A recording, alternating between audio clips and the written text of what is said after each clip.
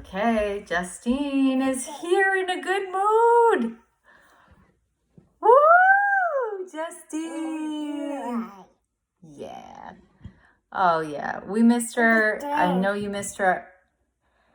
I kept filming when she was melting down. And so here we are, lesson 74. There is no will but God's. And I did my longer practice period in the morning. There's one more to do, intending on doing it. And at this point, they say begin the longer practice periods, and they're assuming you know it's the 10 to 15 minutes. They're trusting us now. And so we are asked to begin by repeating these thoughts that are listed here in terms of the practicing several times, slowly and with firm determination to understand what they mean and to hold them in mind. So there is no will but God's, and I cannot be in conflict.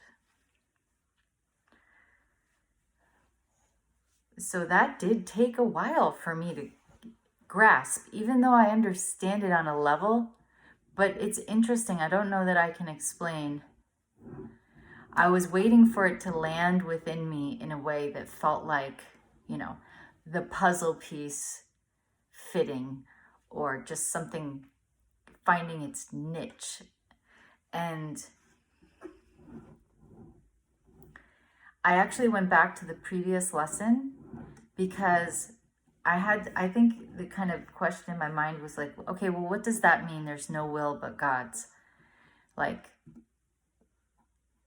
And then I remembered that yesterday was about how we can be tempted by another way of viewing the world as viewing ourselves as a body and viewing the world and ourselves as, what's that word?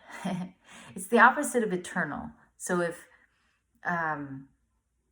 it's fleeting, I just feel like there's a word I want. And I can't open the page.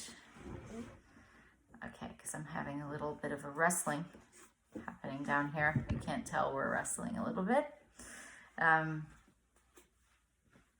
So when I let that, there's no will but God's, it did help me to read yesterday's lesson because it was clarifying.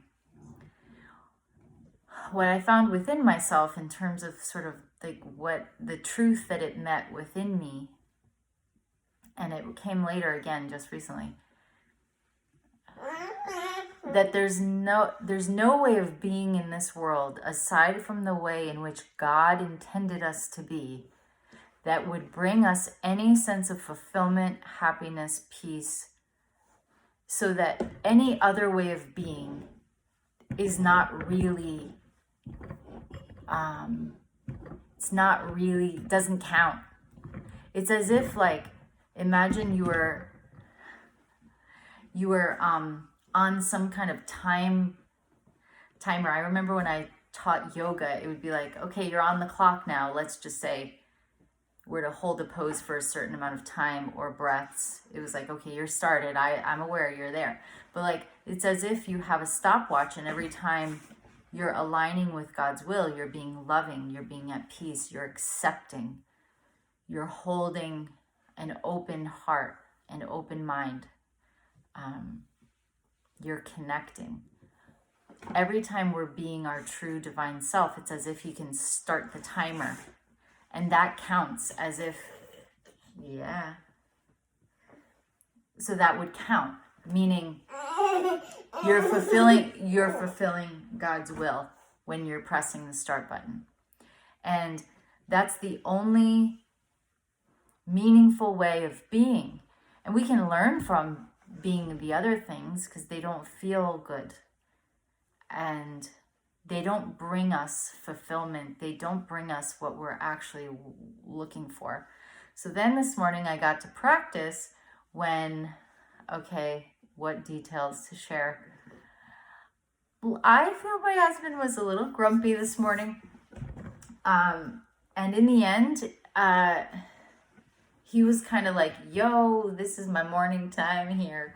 And Justine and I are not always awake at that time. So we happened to be. She was very insistent to be around him, and she was kind of all up in his thing, and he's trying to make breakfast. And he kind of was like, yo, he found a way to ask us, he found a way to say, why are you guys down here? And I'll admit, I took it kind of personally, like, dude, we live here, we're your family. But I also know when I've been trying to do my thing and then people are encroaching, and then it's like, dude, this is my thing. So what I get from that, though, is I felt myself withholding because there was the opportunity to totally see him as innocent and just see him making his best request early in the morning, like first thing in the morning, to like, that he's basically saying, may I just have some time here for myself? I'm trying to make breakfast. Literally, she was like wanting to be held while he's trying to make breakfast and stuff. Ooh, letter T. T. Teeth. I know, teeth. Yeah, you do very different things when you're on TV. So my point of bringing that up is I withheld and got a little upset and basically chose not to argue, but not to be nice either. I did the kind of withholding, quiet, silent treatment kind of thing.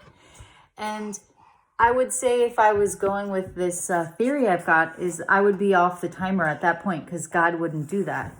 You know, it's kind of like, what would Jesus do? Well, Jesus wouldn't do what I did. And I'm not wrong for it. It's just I don't get to count that time. Oh, and there's this great connection I can make because I actually have an app that's the 10,000 hour app. And as I mentioned, I'm doing a Kundalini meditation daily. And I am entering it into this app because I'm just like curious to track my 10,000 hour journey. I'm literally on like 75 hours and I've done other Kundalini, but I decided to start this timer when I turned 40 and see if it does take 10 years. I don't know. I'm just having fun. But imagine, you know, there was an app for being Jesus or something and you could clock in and out as you choose. But then to me, you would be seeing what this lesson is about, which is there's no will but God's. And so we're not really in conflict because there's no other alternative it's kind of like some kind of product where you're like, dude, the generic doesn't hold up, or it's just not even the real thing. It's not comparable. Withholding and being unloving is not the will of God, and it doesn't feel good. And that's not God's will for us to feel bad. Baby's making an appearance. Our biggest fan, Karen, gave us this bear who has become baby, and he rocks the hoodie like we always like to. Baby's on TV! Proud moment. So the last thing I can say is that the other insight I got was there's no will but God's. And when we are living God's will, we're actually experiencing reality. So when we're being unloving and unkind, it's like, that's when we're in the illusion and we're living as a body, making other people wrong for the way they are in their body. And we're missing out on this whole energy that's available. I don't know how else to describe it, but you know, the whole kind of miraculous flow. I'm sure there are cartoons that depict this well. That's kind of like, if you're not wearing your avatar suit or something, you don't have your powers, you know?